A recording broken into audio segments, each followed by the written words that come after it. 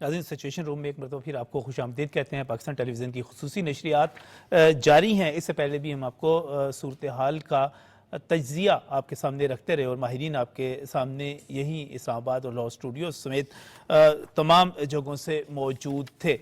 इस वक्त जब हम बात करने जा रहे हैं तो एक बड़ी प्रेस कॉन्फ्रेंस जिसमें नायब वज़ीर आज़म इसहाक डार, पाक फ़ौज के तर्जुमान जो है लेफ्टिनेंट जनरल अहमद शरीफ और उसके साथ साथ दफ्तर ख़ारजा के तर्जुमान भी मौजूद थे और पाकिस्तान की तरफ से वाज़ेह तौर पर कह दिया गया है कि फ़ौजी तसादुम का रास्ता भारत ने चुना तो ये उसकी चॉइस होगी, लेकिन इससे आगे मामला किधर जाता है ये हमारी चॉइस होगी। पाकिस्तान की तरफ से ये भी वाज़ेह किया गया कि पाकिस्तान तहम्मुल और बर्दाश्त से आगे बढ़ना चाहता है और पाकिस्तान ये भी चाहता है कि अमन खित्ते में अमन बरकरार रहे, लेकिन इसके बाद अगर कोई फ़ौजी कशीदगी में इजाफा करना चाहता है, कोई फ़ौजी कार्रवाई करना चाहता है तो उसके जवाब में पाकिस्तान भरपूर तरीके से तैयार है। हमें मत आजमाना वरना तुम इससे पछताओगे। इससे पहले गुज़िश्ता रात के तकरीबन 1:30 से 2 बजे के दरमियान पाकिस्तान के वज़ीर इत्तलात तारड़ ने एक वीडियो पैगाम अचानक जारी किया जिसमें इंटेलिजेंस ज़राए से जो पाकिस्तान के पास इत्तलात मौजूद थी उसमें वाज़ेह तौर पर बताया गया कि भारत जो है अगले 24 से 36 घंटों के दौरान यानी कल तक हमला कर सकता है। ये बात जब बताई तो उसके बाद रात के वक़्त पाकिस्तान को ये इत्तलात मिली कि राफेल तैयारों का एक पेट्रोलिंग शुरू कर दी गई है मकबूजा कश्मीर के अंदर। उसका जवाब पाकिस्तान की फ़ज़ाइया ने दिया। जब पाकिस्तान की फ़ज़ाइया सामने आई तो वो तैयारे दुम दबाकर भाग गए। इसके साथ ही लाइन ऑफ कंट्रोल पर फायरिंग की गई, बिला इश्तियाल फायरिंग की गई। जब उसके जवाब में पाकिस्तान ने फायरिंग की और वहाँ पर दुश्मन की चौकियों और चेक पोस्टों को तबाह किया गया तो उसके बाद वहाँ पर भी सुकून हो गया। इस वक्त सूरत हाल ये है कि पाकिस्तान वाज़ेह तौर पर दो टोक अंदाज में ये बता रहा है कि पाकिस्तान किसी तौर पर भी पहलगाम वाक़े में मुलव्विस नहीं है। इस वक्त आलमी बरादरी के सामने भी इसहाक डार साहब की तरफ से मुख्तलिफ सवाल रखे जा रहे हैं जो भी प्रेस कॉन्फ्रेंस में रखे गए कि भारत की तरफ से शहरियों का जो कत्ल हो रहा है मुख्तलिफ शहरों के मुख्तलिफ मुल्कों के अंदर, क्या आलमी बरादरी इसका भी नोटिस लेगी या नहीं लेगी, और क्या आलमी बरादरी भारत की तरफ से जो जारियत की पॉलिसी अपनाई जा रही है क्या उसकी हमायत करके खित्ते को जंग में धकेलेगी, उससे ग्रेज करना चाहिए। और ये भी है कि क्या इससे खित्ते की सूरत हाल जब हम जंग की तरफ बढ़ेंगे, क्योंकि पाकिस्तान तो ये कह रहे हैं कि हम जंग नहीं चाहते, लेकिन अगर हम जंग की तरफ बढ़ेंगे और भारत जंग की तरफ बढ़ेगा तो क्या इससे खित्ते की सूरत हाल ख़राब नहीं होगी। और इससे भी बढ़कर बैनुल अक़वामी बरादरी को क्या ये नहीं देखना चाहिए कि मजहबी नफरत की बुनियाद पर किस किस्म के फैसले किए जा रहे हैं और लोगों को निशाना बनाया जा रहा है।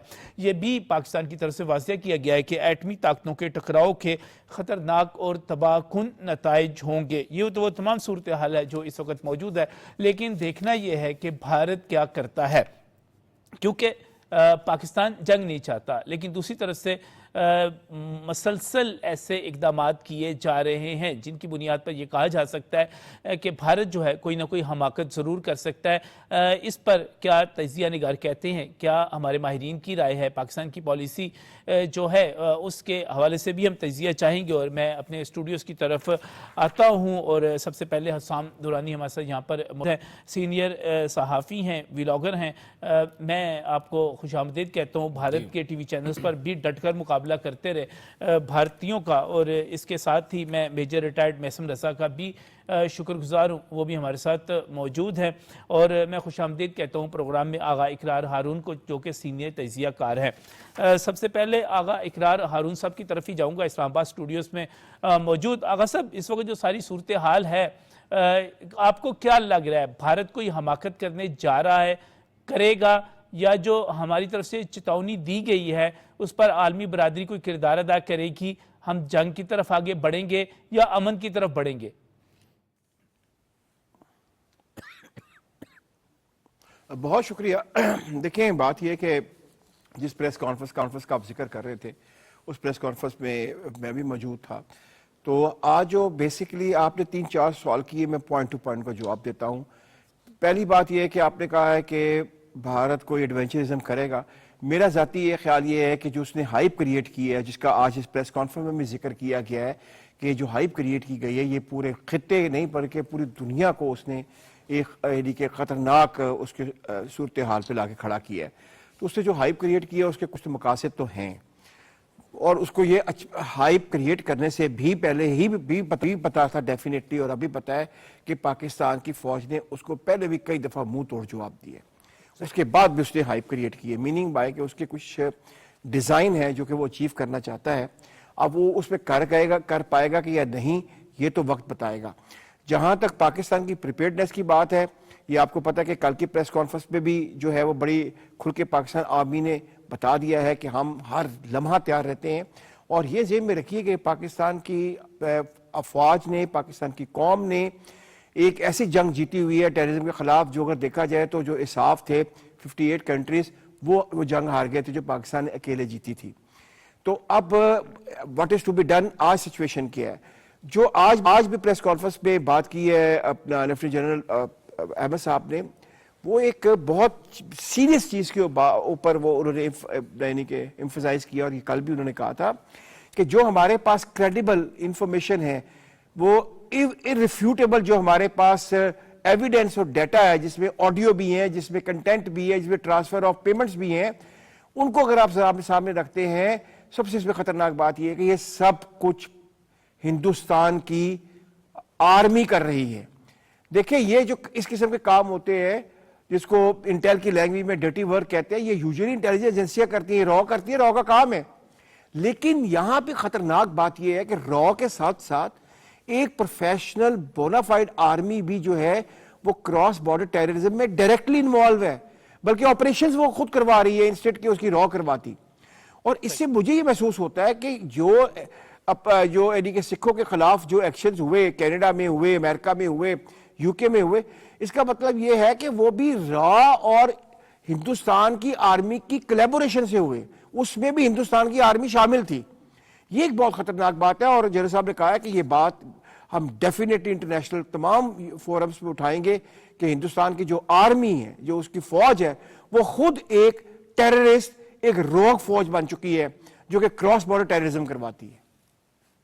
सही सही सही, बिल्कुल। अगर साहब, ये तो वहाँ आपने प्रेस कॉन्फ्रेंस के हवाले से तजिया कर दिया, लेकिन इस दौरान हम ये देख रहे हैं कि लाइन ऑफ कंट्रोल पर भी झड़पें हुई। उससे पहले जो था, रात के वक्त भी राफेल तैयारे वहाँ पर उनकी पेट्रोलिंग करवाई गई मकबूजा कश्मीर के अंदर, और उससे भी एक पैगाम देने की कोशिश की गई। लेकिन जब पाक फ़ज़ाइया मैदान में आई, जब हमारे तैयारे उड़े, तो फिर वो दुम दबाकर भाग गए। अब मैसम साहब, इसकी क्या आपको सूरत हाल नजर आ रही है?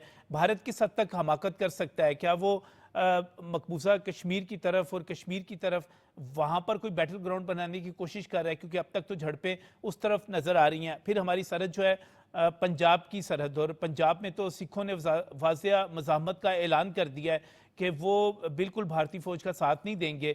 हम राजस्थान वाली तरफ चले जाएं, वहां पर भी कोई हमें ऐसा बड़ा इम्कान नजर नहीं आता कि वहां पर कोई वो बड़ी हमाकत करे। तो फिर पंजाब है और हमारी वो सरहद है जो इस वक्त आज़ाद कश्मीर और मकबूजा कश्मीर में लाइन ऑफ कंट्रोल है। भारत किस जगह पे हमाकत करता हुआ आपको नजर आ रहा है?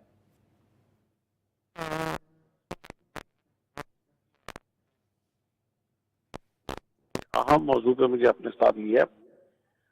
देखें जी, एक अहमक शख्स के बारे में प्रेडिक्शन करना सबसे मुश्किल काम है। सही कि वो हमाकत कब करेगा और कैसे करेगा।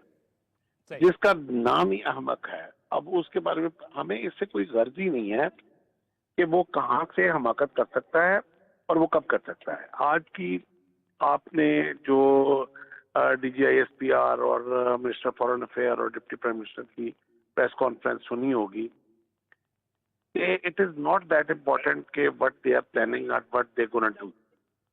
The more important is that how much we are prepared. सही। और हमारा इस दफा क्लैरिटी ऑफ एक्शन कितना ज्यादा है, क्योंकि ये आए रोज मकसद इनका ये नहीं है कि पाकिस्तान के ऊपर को अटैक करना है और पाकिस्तान में कोई दहशतगर्द भेजें। ये उनको भी पता है। मैं आज मेरे कुछ गेस्ट आए हुए थे और वो बता रहे थे कि दुबई में इंडियन और जो इस वक्त इंग्लैंड में इंडियंस हैं, वो एक एक हजार लानत भेज रहे हैं मोदी के ऊपर, एंड दे ऑल नो कि इसने ये सारा झूठा जो है ड्रामा इसने स्टेज किया है सिर्फ अपना बिहार का इलेक्शन जीतने के लिए।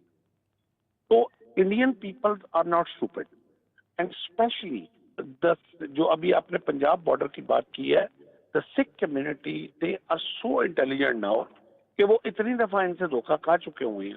आज आपने उनका बयान भी देखा होगा, जो जस्टिस फॉर सिख के जसवंत सिंह साहब हैं, कि उन्होंने कह दिया है कि किसी भी सिख जो खालसा के ऊपर बिलीव रखता है, वो उन्होंने उसको गुरु नानक की कसम देके कहा है कि अगर वो पाकिस्तान के साथ लड़ा तो वो हमारे लिए वो हराम है। तो ये बहुत बड़ी एक डेवलपमेंट है जो सिख कम्युनिटी ने अनाउंस की है, और उनको ये भी पता है कि पंजाब से हम नहीं अटैक कर सकते। आज आके उनके पास ऑप्शन क्या रह जाता है? आज आके ऑप्शन रह जाता है उनके पास एलओसी। एलओसी में पिछली दफा भी इन्होंने जो 2 कबे और 2 दरख्त मारे, वो सारी दुनिया ने इनकी जग हसाई देख ली कि इनके पास कैपेबिलिटी कितनी है। इनकी एयरफोर्स ने मिनिस्ट्री ऑफ डिफेंस को 2023 में लिख के भेज दिया, फिर वही लेटर उन्होंने 2024 में 22 दिसंबर 2024 में वो लेटर लिखा है इन्होंने कि हमारे पास पाकिस्तान से लड़ने की कैपेबिलिटी नहीं है। तो ऐसे किसी मिस एडवेंचर से पहले आप सोच लीजिएगा। 7 राफेल तैयारे इन्होंने लिए हैं। इनको इतना बेवकूफ बनाया है इनके एजेंट ने, इनको कहा इनको कि ये कोई 4 साढ़े 4 जनरेशन का जहाज है, और वो निकला 1.5 जनरेशन का जहाज। अल्टीमेटली वो उसके सारे पार्ट्स भी जो हैं अपग्रेडेशन के, वो इनको नहीं दिए गए। इनको उन्होंने कहा जी कि हम आपको ट्रांसफर ऑफ टेक्नोलॉजी करेंगे। इनको ट्रांसफर ऑफ टेक्नोलॉजी का इनको अभी तक जहाज के कंप्यूटर सिस्टम का डाटा का एक्सेस भी नहीं दिया गया डाटा का। तो अब वो उस जग हसाई से बचने से पहले, क्योंकि लोकसभा की पब्लिक अकाउंट कमेटी ने जितनी भी डील हुई थी राफेल जहाजों की, उसके ऊपर पब्लिक अकाउंट कमेटी ने डिटेल मांग ली है। अब वो उसमें ये कैसे मोदी बताए कि उसमें कितना कमीशन वो दिया गया, जो इसके जो फ्रंट मैन थे जो इस वक्त पेरिस में जाके उधर बैठे हुए हैं। अब वो सारे का सारा जो कच्चा छटा है वो खुलने जा रहा है। तो ये एक इंडियन पब्लिक को डाइवर्ट करने के लिए उसने ये सारी एक हमाकत की है, मगर इस दफा इंडियन पब्लिक जो है वो बेवकूफ बनने नहीं जा रही, उनको शऊर आ गया है। और उस शऊर की सबसे पहली निशानी मैं आपको बताऊं कि चूंकि आप मीडिया वाले हैं, तो मैं आपको इस सिलसिले में मुबारकबाद भी पेश करना चाहता हूं। मेरी आवाज आ रही है आपको? जी जी बिल्कुल, मुझे आवाज आ रही है। कि इसकी पहली निशानी हमारी जीत की ये है कि इन्होंने जो कल 16 चैनल बंद किए हैं जी मीडिया के, वो जीत है हमारी इसलिए कि उनकी पब्लिक जो है वो पाकिस्तान मीडिया को सुनना चाहती है, वो सुन रही है। बंद करने का मतलब यही है कि वो नहीं चाहते कि उनकी पब्लिक तक सच पहुंचे, और बंद करने का मतलब भी यही है कि उनकी पब्लिक ने ये फैसला कर लिया है कि अब इंडियन मीडिया को नहीं सुनना, कि ये सवाए गोदी मीडिया और सवाए मोदीइज्म के फैलाने के और कुछ नहीं कर रहे। तो अब कितना झूठ आप सुन सकते हैं? आपके बस में नहीं है वो चीज, ये कितना बर्दाश्त करें? आप देख रहे हैं कि 12 करोड़ अवाम जो है इस वक्त रेल की पटरियों के ऊपर बैठ के पखाना कर रही है। They don't have toilet. हम तो इतने बड़े बड़े दिल के लोग हैं पाकिस्तानी कौम, कि अगर ये एक दफा कह देते ना कि हमारे 12 करोड़ अवाम को टॉयलेट के लिए पानी चाहिए, तो चलो एक दरिया का पानी हम और कम कर देते हैं, तो हम वॉलंटरीली इनको पानी दे देते। हम तो इतने बड़े दिल के लोग हैं, लेकिन अब कोई हमारे साथ बदमाशी करे तो ये मैं आपको बता दूं सर कि ये बर्दाश्त नहीं होगा। आज की DGISP साहब की कॉन्फ्रेंस में और फॉरेन मिनिस्टर ने बड़ा वाज़ेह तौर पे कह दिया है कि एक्शन करना तुम्हारा हक है, वो तुम कर सकते हो, लेकिन उसका रिएक्शन क्या आएगा ये अब हम तयन करेंगे, और शुरू करना तुम्हारा इख्तियार है, खत्म कब करना है और कैसे करना है ये हम फैसला करेंगे। बिल्कुल सही। इसमें बिल्कुल मसीम साहब आपने जो निशानदेही की कि जो इंडिया का मीडिया है उसमें जिस किस्म की इंतहा पसंदी और जिस किस्म की ड्रामेबाजी वहाँ पर की जा रही है। हसाम दौरानी हमारे साथ यहाँ पर मौजूद है, सीनियर सहाफ़ी हैं और ख़ासतौर पे इंडियन मीडिया पे जवाब भी देते रहे। हसाम, क्या मंजरनामा आपको नज़र आ रहा है? क्या जुनूनियत है वहाँ पर? किस किस्म की ड्रामेबाजी जो है और किस किस्म की इंतहा पसंदी को फ़रोग़ दिया जा रहा है वहाँ पर? नजम भाई, सबसे पहले तो आपका शुक्रिया। दूसरी बात ये थी कि जो अभी आपका जो क्वेश्चन है बेसिकली पाकिस्तान का, अगर मैं हवाले से बात करता हूँ, आप भी साफ़ी हैं, मैं भी तालिब इल्म हूँ जर्नलिज्म का। हमारे बारे में इंडिया में ने या पूरी दुनिया के अंदर एक परसेप्शन क्रिएट कर दिया गया है कि हम लोग जो हैं मुतशद्दिद रवैये के मालिक हैं माजरत। और दूसरा ये कि हम लोग बाइस्ड हैं, हम लोग किसी के इशारों के ऊपर काम करते हैं। लेकिन गुज़श्ता 8 साल के अगर मैं अपने एक्सपीरियंस करता हूँ तो सबसे ज़्यादा बाइस्ड और सबसे ज़्यादा जो जंजीरों में जकड़ा हुआ जो मीडिया है वो भारत का मीडिया है। भारत के मीडिया की अगर मैं बात करता हूँ तो वो एक, अगर आप इजाज़त दे तो मैं कहावत अगर इसमें मैं ऐड कर दूँ, वो पंजाबी की कहावत है, मैं उसको उर्दू में तर्जमा कर देता हूँ कि बेवा जो है वो अपनी बेवगी तो काट लेती है लेकिन मोहल्ले के मुश्तंडे जो हैं वो उसको जीने नहीं देते।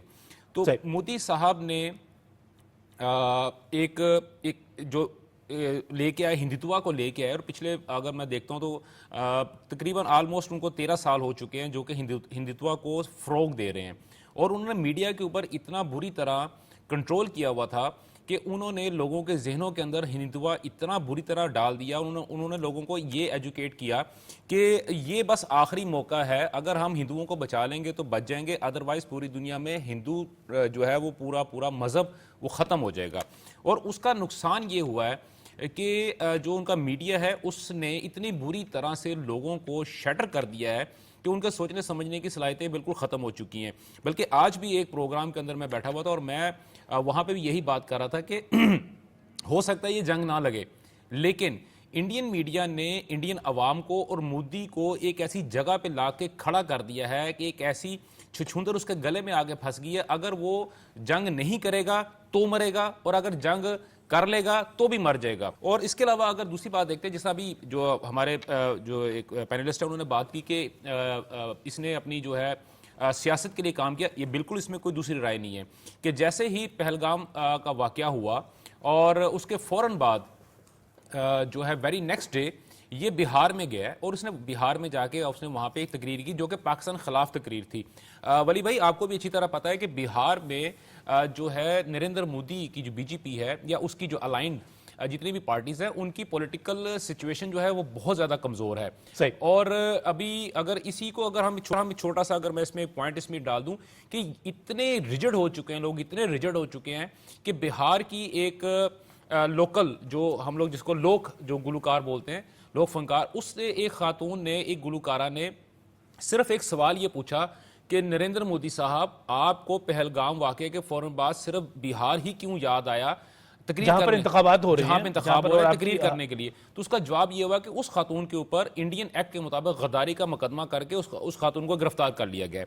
और ये जो अभी आप बात हो रही है यहाँ पे, उसमें यह है कि हम जो अगर हम जैसा अभी आपने अपने इंट्रो में बात की और बड़ी क्लियर आपने बात की है, और खासतौर पर अगर मैं आज DGISPR की जो बाकायदा जो उनकी तकरीर थी और इसहाक डार साहब जो हमारे जो नायब वज़ीर आज़म हैं उनकी जो तकरीर जहाँ पे आज हुई है, प्रेस कॉन्फ्रेंस हुई, अगर मैं उसको सामने रख के बात करता हूँ तो जितना इंटेलेक्चुअली और जितना ग्रेसफुली पाकिस्तान ने जवाब दिया है, इतना शायद ही मेरा ख्याल है मुहज़्ज़ब दुश्मन शायद दुनिया में इंडिया को कहीं पे मिलेगा। लेकिन पाकिस्तान की एक सबसे बड़ी मैं ये कह सकता हूं कि उसकी कमी कह लें, उसकी कोताही कह लें कि पाकिस्तान को हमसाया भी अच्छा नहीं मिला। और एक ऐसा शख्स जिसके दिमाग के अंदर 24 घंटे सिवाय पाकिस्तान पे हमला करना और सिर्फ अपनी सियासत को चमकाना। वली भाई, आपको अच्छी तरह अंदाजा होगा कि लास्ट टाइम जब अभी जो रिसेंट जो इलेक्शन हुआ था तो इन्होंने नरेंद्र मोदी का जो नारा था वो ये था कि अब की बार 400 पार। तो आपको भी याद होगा जब आपकी मेरी एक दफ़ा गुफ्तगू हो रही थी और उस पर मैंने आपसे अर्ज़ किया था वहाँ पे कि ये बहुत मुश्किल है कि मोदी इस दफ़ा इंडिपेंडेंट अपनी हुकूमत बना ले। और उसकी रीज़न क्या थी कि मोदी ने ट्विटर के ऊपर, भारत के अंदर ट्विटर के ऊपर जो उसने अपना स्ट्रॉन्ग होल्ड किया हुआ था उसका ये रिपल इफेक्ट था कि जो इंडियन जो अवाम थी उसने मोदी को उस तरह की मेजोरिटी नहीं दिलवाई जिस तरह की उससे पहले उसने 2 दफा की दिलवाई थी। एक बात। दूसरी बात एक और भी है कि पाकिस्तान के अगर मैं मामले की बात करता हूं तो मोदी साहब को वही कहते हैं ना कि कुछ बच्चे होते हैं स्कूल में वो बुली कर रहे होते हैं, तो बेसिकली मोदी जो है उस किस्म का एक बच्चा है। लेकिन बात ये हुई है कि इससे पहले तक पाकिस्तान की अगर मैं बात करता हूं तो पाकिस्तान के अंदर आर्मी के अंदर भी जो हमारी हाई कमांड थी और हमारी जो पॉलिटिकल की हाई कमांड थी, वो बच्चे जो थे वो मोदी के धमकाने से दब गए। लेकिन ये इस दफ़ा जो हमारी हुकूमत है, हमारी जो पॉलिटिकल इलीट है, हमारे पॉलिटिकल जो लीडर हैं और हमारी जो आर्मी की इस वक्त जो कमांड है, उन्होंने उस बुली बच्चे के मुंह पे उससे ज्यादा जोर से थप्पड़ मारा है कि बेटा बहुत हो गया, इससे पहले तुम जो कर रहे थे वो ठीक था, लेकिन अब हमारी बारी है, अब जैसे तुम करोगे हम उसका जवाब तुम्हें उससे डबल देंगे। बिल्कुल सही। इस वक्त जो सूरत हाल है वो नाज़रीन, अभी आप ब्रेकिंग न्यूज़ भी देख रहे थे कि पाकिस्तान के वज़ीर आज़म शहबाज शरीफ के साथ अमरीकी जो सेक्रेटरी ऑफ स्टेट हैं मार्को रूबियो, उन्होंने टेलीफोनिक रब्ता किया है। यानी कि दुनिया जो है, मैं आगा साहब आपकी तरफ आना चाह रहा हूँ, दुनिया जो है इस चीज़ को देख रही है। और जब वज़ीर आज़म पाकिस्तान की तरफ से इस गुफ्तगू में ये कहा गया कि हम दहशत गर्दी की तमाम शक्लों को ना सिर्फ मुस्तरद करते हैं, बल्कि इससे पहले भी वज़ीर आज़म पाकिस्तान ये कह चुके हैं कि हम इसमें गैर जानिबदाराना तहकीकात का मुतालबा करते हैं। अमेरिका की तरफ से फ़ोन का आना और वज़ीर आज़म पाकिस्तान की तरफ से ये कहना कि हम जो है दहशत गर्दी की तमाम शक्लों का उसको मुस्तरद करते हैं, आप क्या समझ रहे हैं कि बैनुल-अक़वामी बरादरी इसका नोटिस ले रही है, देख रही है इस खित्ते की सूरत हाल को? और ख़ासतौर पर इससे पहले रॉबिन रॉफिल का जो एक साबिक नायब वज़ीर ख़ारजा रही, उन्होंने कहा कि सिर्फ 5 मिनट में आपने ये कह दिया कि पाकिस्तान उस पर मुलव्विस है, ये जस्टिफाइबल नहीं है। उनका ये मौक़िफ़ था। और सबसे पहले जब पहले दिन स्टेट ऑफिस से, अमेरिका के स्टेट ऑफिस से पूछा गया, तो उन्होंने कहा कि हम इस पर कोई पोजीशन नहीं ले रहे। तो मतलब ये हुआ कि भारत का वो जो ड्रामा था मजलूम बनने का, हमायत देने का, आगा साहब, वो तो खारजा सतह पे नाकाम हो गया।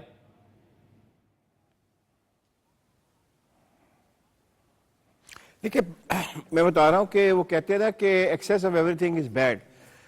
ये इंडिया ने इतने ज्यादा फॉल्स फ्लैग किए हैं पिछले 30 सालों में कि अब इंडिया के जो फॉल्स फ्लैग्स करने के बाद सबको पता चल जाता था कि इंडिया का अपना फॉल्स फ्लैग है। तो वो आपने जो आप बात कर रहे हैं बिल्कुल दुरुस्त कह रहे हैं। इंडिया को इस दफा कोई यानी कि सपोर्ट नहीं नजर आ रही है हमें इंटरनेशनल उस पे प्लेटफॉर्म के ऊपर। देखिए, इसमें ये आज भी ये भी बात हुई थी उस पे प्रेस कॉन्फ्रेंस में, और जो अपना वाइस प्राइम मिनिस्टर हैं और जो फॉरेन मिनिस्टर हैं, उन्होंने बड़ी एक बहुत इंपॉर्टेंट बात की जो हमारे मीडिया को भी मेरे ख्याल में वो अपना प्रमोट करनी चाहिए। वो ये थी कि उन्होंने कहा कि पाकिस्तान ही वो मुल्क है जिसने जो अमेरिका की यूनाइटेड नेशन में जो करारदाद आई है उसमें जो स्ट्रॉन्ग वर्डिट डाले हैं अगेंस्ट टेररिज्म, वो पाकिस्तान ने ही डलवाए हैं। पाकिस्तान ने टेररिज्म इंडिया में होने, कहीं भी टेररिज्म हो, पाकिस्तान उसका खुद विक्टिम रहा है, वो हमेशा टेररिज्म के खिलाफ रहा है। और उसने इस टेररिज्म को, जो कि मैं यानी कि मैं अपना नाम लेके कह रहा हूं, मेरे मुताबिक इंडिया का अपना sponsored terrorism as a false flag. लेकिन पाकिस्तान ने इस टेररिज्म को, जो वहां पर जो कुछ हुआ है, जिस तरह अपना यानी कि मासूम लोगों की जाने गई है, उस पर कंडेम भी किया। पाकिस्तान ने पहले दिन स्टेटमेंट जारी की, अर्लीस्ट आवर्स में स्टेटमेंट जारी की, और उसके बाद जो अमेरिकन स्टेट अपना जो एक स्टेटमेंट आई है उसमें फॉरेन, उसमें यूनाइटेड नेशन में, उसमें भी पाकिस्तान में ने अपनी इनपुट डाली कि टेररिज्म को, जो उसका अपना पहलगाम का टेररिज्म है, पाकिस्तान को स्ट्रांगली कंडेम करता है। तो पाकिस्तान ने तो हर जगह टेररिज्म को कंडेम किया है, और पाकिस्तान तो खुद एक टेररिज्म का बहुत बड़ा विक्टिम है। तो डेफिनेटली ये बात दुनिया देख रही है। देखिए, मैं एक बात बताऊं, जो इसमें दो बातें आपको बड़ी जेब में रखनी चाहिए कि जो ग्लोबल साउथ है और ग्लोबल नॉर्थ है, उसमें काफी चेंज आ गई है इससे अपना इनके आने के पास। जो प्रेसिडेंट आए हैं उसके अमेरिका के, इस वक्त ग्लोबल नॉर्थ को अपने मामलात बड़े पड़े हुए हैं। वो ग्लोबल नॉर्थ का मीडिया अपने मामलात में इतना फंसा हुआ है कि वो इंडिया को बिल्कुल लिफ्ट नहीं करा रहा है। जी बिल्कुल, इस वक्त जो है सूरत हाल जो बड़ी इंडिया के लिए इतनी आसान नहीं है। इसका अगर हम तजिया करें तो बड़ी जो भी बात हो रही थी, बहार की गुलकारा की बात कर रहे थे यहाँ पर, उसका हमने पूरे का पूरा बयान यहाँ पर चलाया, और उसके बाद ये भी बताया कि उस पर मुकदमा दर्ज हो गया। और रेजिस्टेंस, मेजर साहब, अब पब्लिक की रेजिस्टेंस देखिएगा। अभी हम बात कर रहे थे, आप भी उसका जिक्र कर रहे थे, तफसील के साथ जिक्र कर रहे थे गरपतवंत सिंह के उस बयान का जो वीडियो बयान जारी किया गया। पटियाला आर्मी कैंट के करीब वॉल चॉकिंग कर दी गई, खालिस्तान जिंदाबाद पाकिस्तान जिंदाबाद की। उन्होंने कहा कि आर्मी स्कूल के फौजियों के बच्चे अपने बड़ों से ये सवाल करें कि तुम किस लिए हमें मरवाना चाहते हो इस जंग के अंदर। और अगर किसी ने हथियार उठाना है तो वो खालिस्तान की आज़ादी के लिए उठाए और भारतीय फौज के साथ ताउन ना करे। इसके साथ ही आज एक और ज़ारा गिल हैं, उनका जो एक बड़ा ही ज़बरदस्त किस्म का एक नगमा आया जिसमें उन्होंने वाज़ेह तौर पे उसके बोल ही ये हैं कि हम जो यहाँ पर बाबा गुरु नानक की जो सरजमीन है वो पाकिस्तान, हम उसको मुर्दाबाद कह ही नहीं सकते। ये रेजिस्टेंस हो गई सिख के हवाले से। लेकिन जब हम लाइन ऑफ कंट्रोल की तरफ जाते हैं तो लाइन ऑफ कंट्रोल के ऊपर आप कश्मीरियों का रवैया देखें। कश्मीरी इस वक्त वहाँ पर एक ऐसी हुकूमत कायम कर चुके हुए हैं जो 370A के खात्मे के खिलाफ है, वो करारदादें मंजूर कर रहे हैं। तो सपोर्ट उनको पंजाब से भी नहीं मिलनी, सपोर्ट उनको मकबूजा कश्मीर से भी मसेम सब नहीं मिलेगी। जब पब्लिक की सपोर्ट नहीं होगी तो ये फौज वहां पे कैसे लड़ेगी? बड़ा आपने सेल्फ एक्सप्लेनेटरी सवाल किया है और बड़ी खूबसूरत अंदाज में आपने पंजाब की सिचुएशन और खालिस्तान की सिचुएशन को डिफाइन किया है। आप तो ये कह रहे हैं कि भाई साहब कि इनको पंजाब से और सिखों से और कश्मीरियों से, मुसलमानों से इनको वहाँ स्पेस नहीं मिलनी अटैक करने की या जंग करने की या युद्ध करने की। मैं अब इससे आगे जाने लगा हूँ कि ये अब किसी भी बॉर्डर से इनको स्पेस नहीं मिलनी। इनको इंडियन पीपल्स ने भी, हिंदू मजहब ने, हिंदू रिलीजन ने इनको रिजेक्ट कर दिया है, क्योंकि इनका जो इस वक्त जो इस साहिब इक़्तिदार लोग हैं, इनका मजहब कहने को हिंदुइज्म है, एक्चुअल में they are not Hindu. Hinduism basically is a religion and we have lot of respect for that religion. हम जिस तरह बाकी दुनिया के मज़ाहिब जो हैं वो हमारे लिए काबिल एहतराम है, इसी तरह हिंदू रिलीजन भी हमारे लिए मोहतरम है। और इसकी निशानी सबसे बड़ी ये है कि जो पाकिस्तान में हमारे हिंदू भाई हैं, पाकिस्तानी हिंदू जो हैं, हम उनकी बहुत दिल से इज्जत करते हैं। इट इज नॉट इनको इंडियंस ने भी जगह नहीं देनी अटैक करने की, क्योंकि ये ग्रुप जो है ये हिंदुआता है, ये आरएसएस है, ये रिलीजन नहीं है, ये बेसिकली कब्जा ग्रुप है। और इनका एजेंडा ये है कि ये रीजन के ऊपर बदमाशी करना चाहते हैं, कि टेररिज्म के जरिए अपनी सारी नेबरहुड को थ्रेट करना चाहते हैं। मैं सिर्फ एक ब्रीफली इनकी नेबरहुड के ऊपर एक रोशनी डालने लगा हूँ, जरा मेरी बात गौर से सुनिएगा आपके नाजरीन के लिए जी। कि अब 5 नेबर्स हैं इनके। आप सबसे पहले नेपाल पे आ जाएं।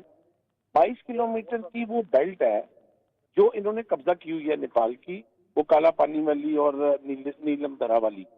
अच्छा, उसके ऊपर आए दिन इनके फौजी पिटते हैं नेपाली सोल्जर्स के साथ।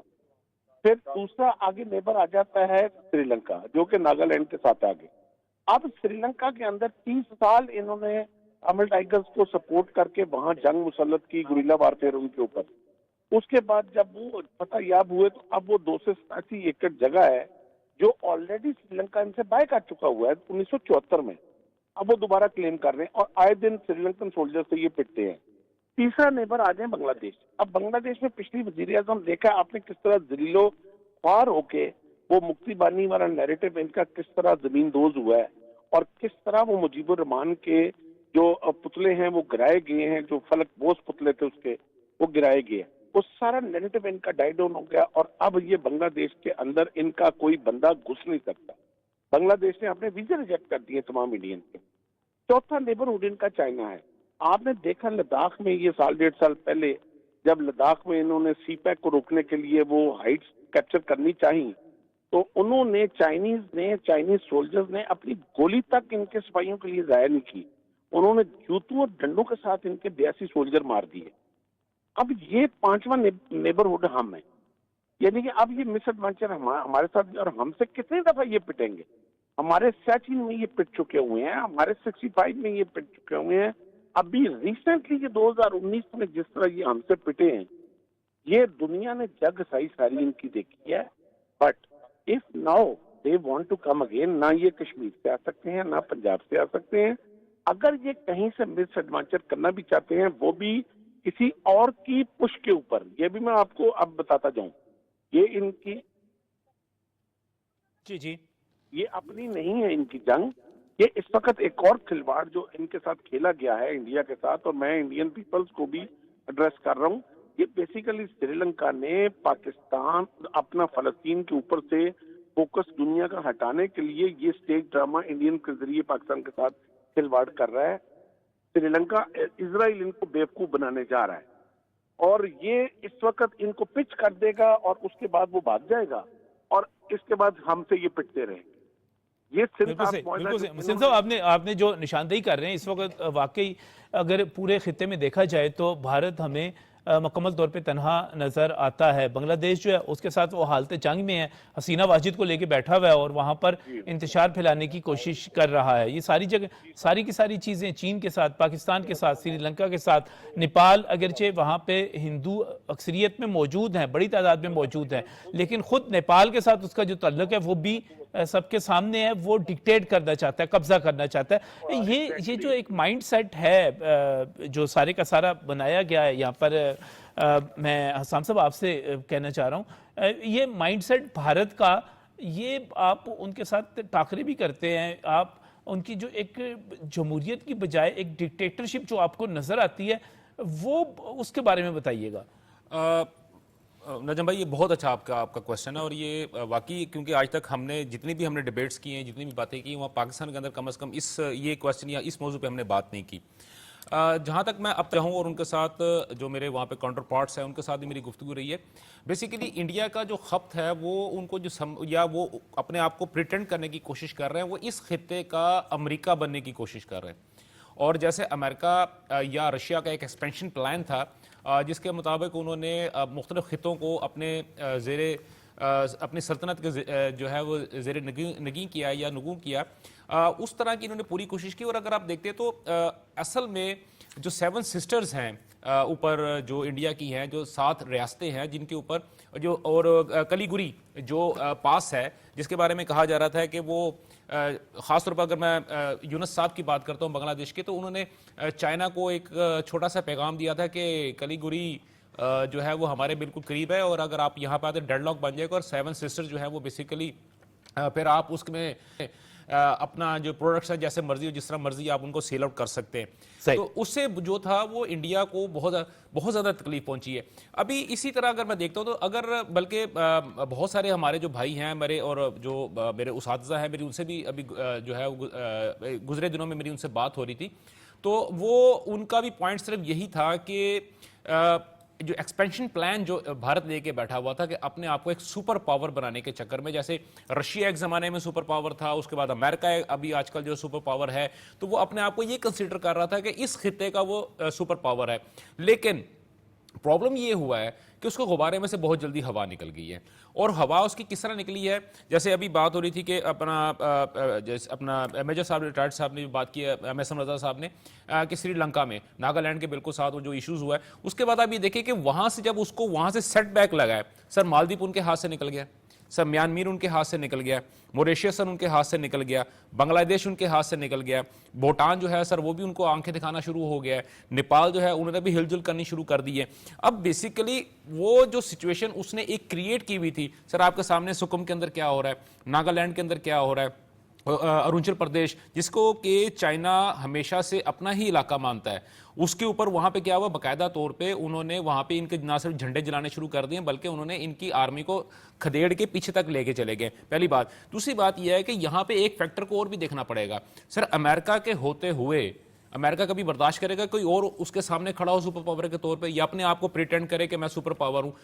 जहां तक जो अभी बात की है कि इस तरह ईल जो है वो ये चाह रहा है कि फ़लस्तीन वाले मामले में जो है वो उनको उसकी जो है सारी की सारी सिचुएशन या जो पूरी दुनिया की नज़रें जो इसराइल के ऊपर पड़ी हुई हैं वहां से निकल के वो इस वाले खित्ते में आ जाए।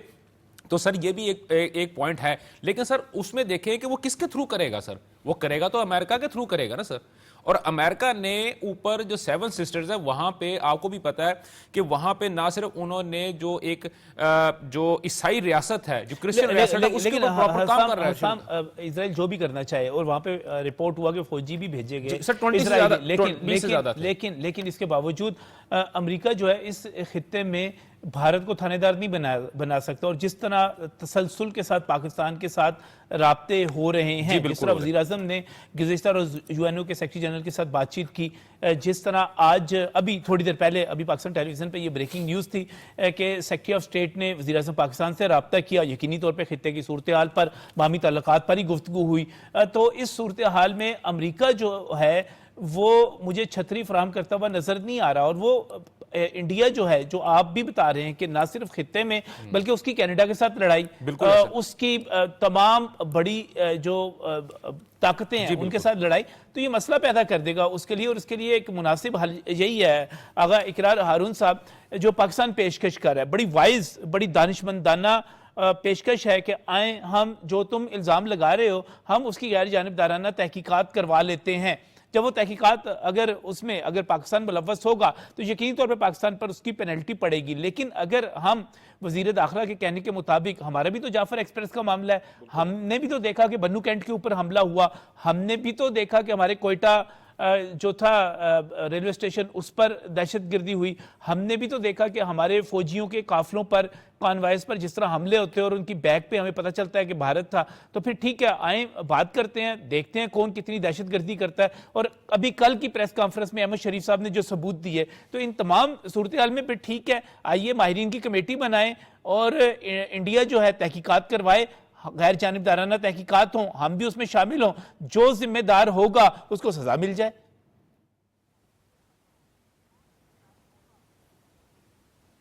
देखिए, बात यह है कि जो इम्पार्शल इन्वेस्टिगेशन है उसकी पाकिस्तान क्यों बार बार डिमांड कर रहा है?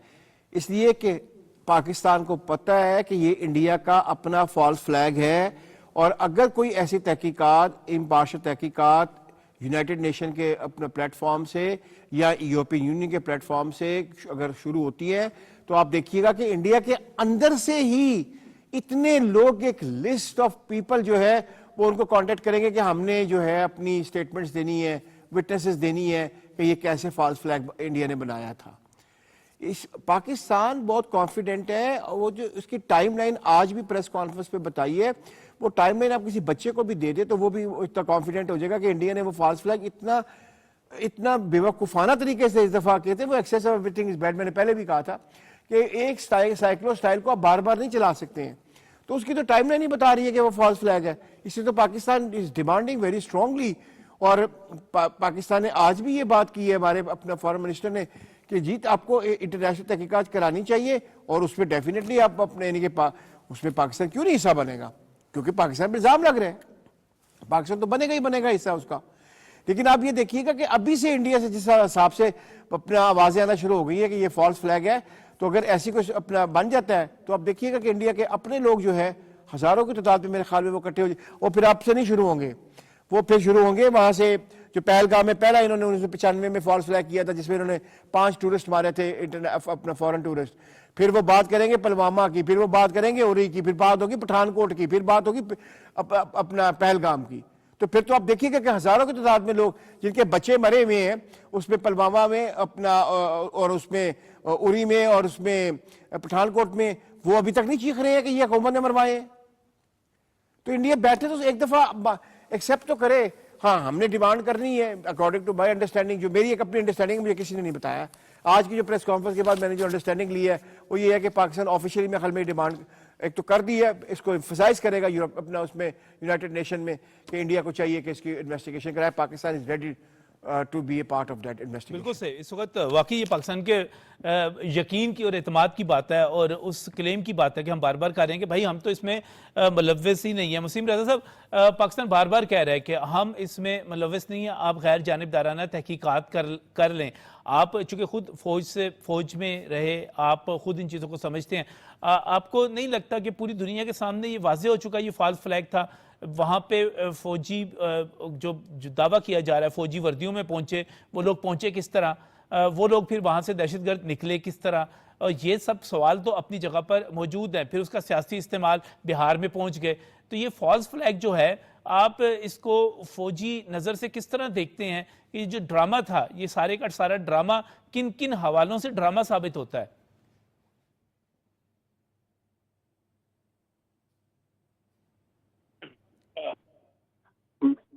अब मेरी आवाज आ रही है आपको? जी जी मुसीम साहब, आपकी आवाज अभी रुकी हुई थी जी।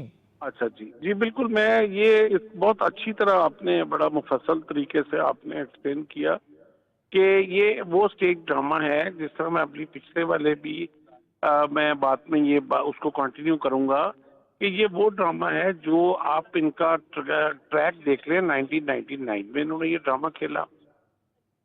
उसके जी बाद वो जो 2004 में इन्होंने ये ड्रामा खेला। 2014 में बिहार में मोदी साहब का इलेक्शन था। मोदी साहब वहां हार रहे थे, और उसके बाद जब वो जलसा था 10 बजे, मोदी साहब का जलसे से एन 15 मिनट पहले बम ब्लास्ट होता है। 22 लोग मरते हैं, और बम ब्लास्ट के 3 मिनट बाद पाकिस्तान के ऊपर इल्जाम लगता है, और मोदी साहब सारे मुसलमानों को वहां रगड़ देते हैं और सारा हिंदू वोट कंसंट्रेट करके कांग्रेस का निकाल लेते हैं, और वो इलेक्शन जीत जाते हैं। उसके बाद जनरल इलेक्शन आता है 2019 को। वही ड्रामा दोबारा रचाया गया।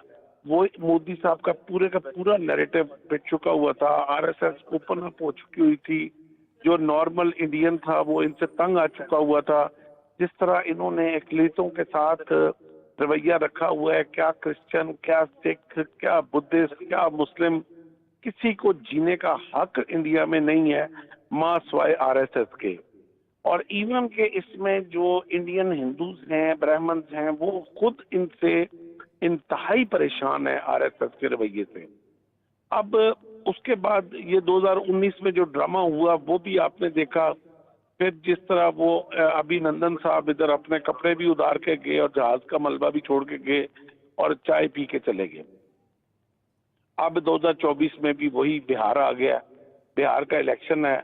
आपने देखा होगा कि अभी जलसा, अभी इधर बम ब्लास्ट हुआ है, यहाँ इधर किलिंग हुई है, तो फौरी तौर पे मोदी साहब भाग के बिहार में जलसा करने चले गए। यानी कि आप टाइमिंग नोट करें। और उधर एक वहाँ एक जो एक टीवी की वो उनकी मॉडल थी या अदाकारा थी, मासूम सी खातून बेचारी, उसने इतना बिहार में सवाल किया है मोदी साहब से कि इतना बड़ा सान्या हो गया टेररिज्म का, और उसके बाद फौरन आप बिहार ही क्यों चूज किया आपने जलसा करने का। तो इसके ऊपर उस औरत को न सिर्फ वो गिरफ्तार हुई है, बल्कि वो टेररिस्ट एक्ट लगा के उसको उन्होंने टेररिस्ट डिक्लेयर करके, देशद्रोही डिक्लेयर करके उनको जेल में डाल दी। और 3 दिन के अंदर अंदर कोर्ट ने फैसला करके उसको 12 साल सजा भी सुना दी है। और वो हिंदू औरत है, ब्राह्मण है, वो बाय कॉस्ट, वो कोई मुसलमान नहीं है, वो कोई शूदर नहीं है, अनटचेबल नहीं है जो इनकी डिस्क्रिमिनेशन है सोसाइटी में। ब्राह्मण औरत है। मैं यही आपसे अर्ज कर रहा हूं कि अभी इस वक्त जितना इन्होंने आरएसएस और हिंदुत्व माइंडसेट ने जितना इंडिया को डैमेज कर दिया है, इतना किसी और को डैमेज नहीं ये कर सकते। जी सही। इसमें इसमें इस वक्त सारी सूरत बनी हुई है, उसमें इंडिया का जो मीडिया है वो बड़ा इंतहा पसंदाना किरदार अदा कर रहा है। साम दुरानी साहब, बड़ी अजीब सी बात नहीं है कि मोदी से सवाल नहीं होता वहाँ पर, मोदी पर एतराज़ नहीं होता वहाँ पर, गोदी मोदिया मीडिया इसी वजह से उसको कहते हैं। तो ये सवाल क्यों नहीं कहते कि इस वक्त भी अगर वहाँ पर कचरे के ढेरों पर हजारों और लाखों नहीं करोड़ों लोग अपनी जिंदगियां बसर करने पर मजबूर है, गंदगी में, अगर अब भी वहां पर सड़कों के ऊपर लोग सोने पर मजबूर हैं और वो गाड़ियों के नीचे आके कुचले बन जाते हैं, उन पर भारत में फिल्में बनती हैं, अभी भी जो है वहां पर दावा तो बहुत ज़्यादा कि हमने बहुत बड़ा इस पे काम किया है, लेकिन अभी भी भारत में लाखों लोग ऐसे हैं जिनके पास लैट्रिनों जैसी सहूलत, बुनियादी सहूलत दस्तयाब नहीं है। तो ये इंडिया का मीडिया उस तरफ क्यों नहीं लेके जाता मोदी को, उसकी बात क्यों नहीं करता, लड़ाई की तरफ, जंग की तरफ और साजिशों की तरफ, इंतहा पसंदी की तरफ, नफरत की तरफ, तमीर और तरक्की की तरफ क्यों नहीं लेके जाता? ये वाकई बहुत एक सोचने वाली बात है। और बल्कि मेरी जो था, जैसे ये पहलगाम वाक़े से तो कुछ अर्सा पहले जो था एक प्रोग्राम के अंदर मैंने उनसे यही क्वेश्चन मैंने उनसे पुट किया था, तो मुझे उसका जो जवाब मिला था वो ये था कि इंडिया तो एक शाइनिंग कंट्री है और एक ग्रोइंग कंट्री है और वहाँ पे छोटी मोटी चीज़ें होती रहती हैं, तो कोई ऐसा इशू नहीं है। लेकिन असल प्रॉब्लम ये है कि जो इंटरनेशनल जो कम्युनिटी है, इंटरनेशनल जो मार्केटिंग, जो जितनी बड़ी बड़ी फर्म्स हैं, उनकी इन्वेस्टमेंट वहाँ पे इतनी ज़्यादा हो चुकी है, उनके इश्तिहारात की मद में, जो मीडिया जो है क्योंकि बकौल उन लोगों के, क्योंकि ये मोदी उनको लेके आ रहा है, ये लेकिन ये सब तबाह हो जाएगा। मैं जी आपको सर। बता रहा हूं कि अगर वो जंग की तरफ जाएंगे तो बिल्कुल, फिर हर जैसे चीज़- आज हर कहा चीज़ गया। बिल्कुल तबाह बिल्कुल हो अस्सलाम, बहुत बहुत शुक्रिया ज्वाइन करने के लिए मेजर रिटायर्ड वसीम रजा साहब, आपका भी बहुत बहुत शुक्रिया। आगा इकरार हरून आपने ज्वाइन किया, आपका भी बहुत बहुत शुक्रिया। और नाज़रीन, ये जो बड़े बड़े दावे किए जा रहे हैं और शाइनिंग इंडिया की जा रही हैं, ये सारे का सारा पानी का बुलबुला है। अब जंग शुरू करके देखिए, और जैसे आज हमारे नायब वज़ीर आज़म की तरफ से और पाक फ़ौज के तर्जमान और उसके साथ साथ दफ्तर खारजा के तर्जमान भी मौजूद थे, उनकी तरफ से जो कुछ कहा गया, ये जंग शुरू तुम करोगे, ये तुम्हारे पास इसका ऑप्शन, तुम्हारे पास इसकी चॉइस मौजूद है, लेकिन ये जंग जाएगी कहाँ पर, ये जंग ख़त्म कब होगी, मामलात आगे किधर जाएंगे, फिर ये हमारी चॉइस होगी। और ये जो तुम शाइनिंग इंडिया की बात करते हो, ये पानी का बुलबुला है। आप देखिएगा कि ये उड़ता कैसे है, जाता किधर है, और पाकिस्तान के साथ पंगा नॉट चंगा, ये तो आपको बहुत जल्द पता चल जाएगा। यही पैगाम है आज के लिए सिचुएशन रूम से। अब नजम अली खान को और तमाम पैनलिस्ट को इजाज़त दीजिए, आपसे इसी सिचुएशन रूम से फिर दोबारा मुलाकात होगी तजिया निगारों के साथ, और बताएंगे कि ये भारत जो कुछ करने जा रहा है इसका अंजाम क्या होगा। PTV के साथ रहिएगा।